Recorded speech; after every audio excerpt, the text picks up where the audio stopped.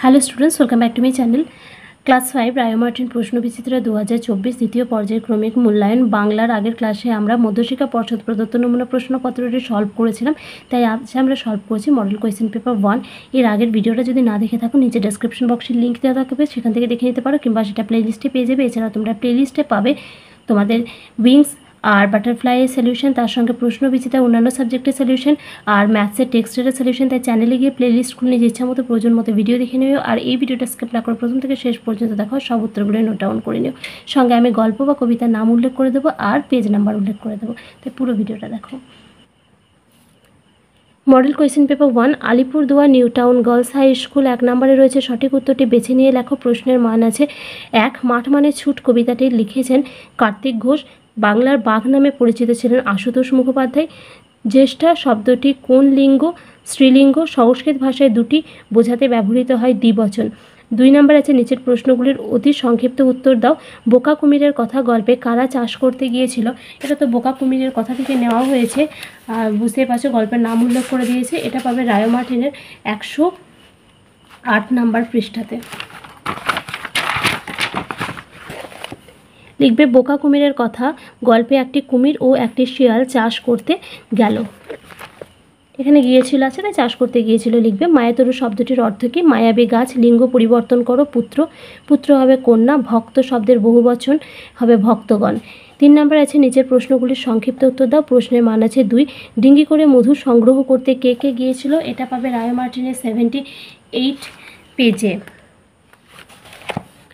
ডিঙ্গি করে মধু সংগ্রহ করতে ধনাই, আরজান ও কফিল গিয়েছিল। নেক্সট কোয়েশ্চেন রয়েছে দেখো 2 নম্বরে, দুপুরবেলা চারিদিক অন্ধকার হয়ে গেল কেন? এই প্রশ্নটা রয়েছে তোমাদের। আচ্ছা, মধু আনতে বাঘের মুখে থেকে এই যে ডিঙ্গি করে মধু সংগ্রহ, এই উত্তরটা নেওয়া প্রশ্নটা নেওয়া হয়েছে। আর দুপুরবেলা চারিদিক অন্ধকার হয়ে গেল কেন? এটা পাবে রায় মার্টিনের 72 নম্বর পৃষ্ঠা। এটা নেওয়া হয়েছে ঝড় থেকে।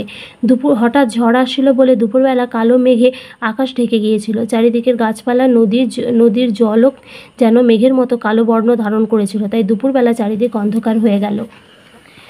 এরপর আছে 4 নম্বরে, চিঠি লেখো। তোমার বিদ্যালয়ের ছাত্রীবাস থেকে তোমার মাকে একটি চিঠি লেখো। এটা পাবে রায় মার্টিনের 193 নম্বর পৃষ্ঠাতে।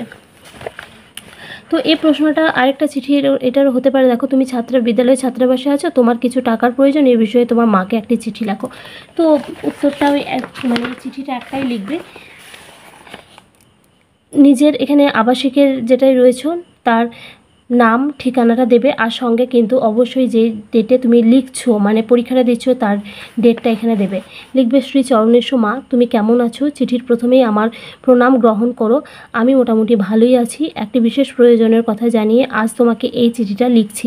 তুমি তো জানো এই বছর আমি 5ম শ্রেণীতে উত্তীর্ণ হয়েছি। আমাদের মূল পাঠ্য বিষয়গুলি হলো বাংলা, ইংরেজি, গণিত ও পরিবেশ।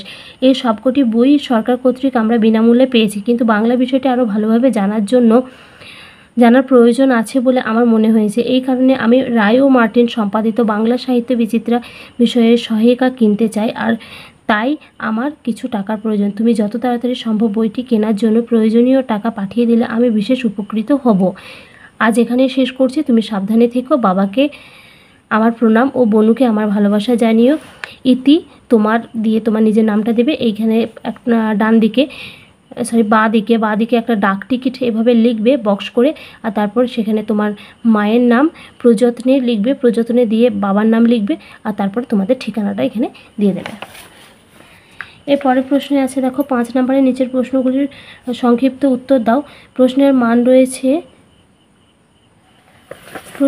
রয়েছে 2।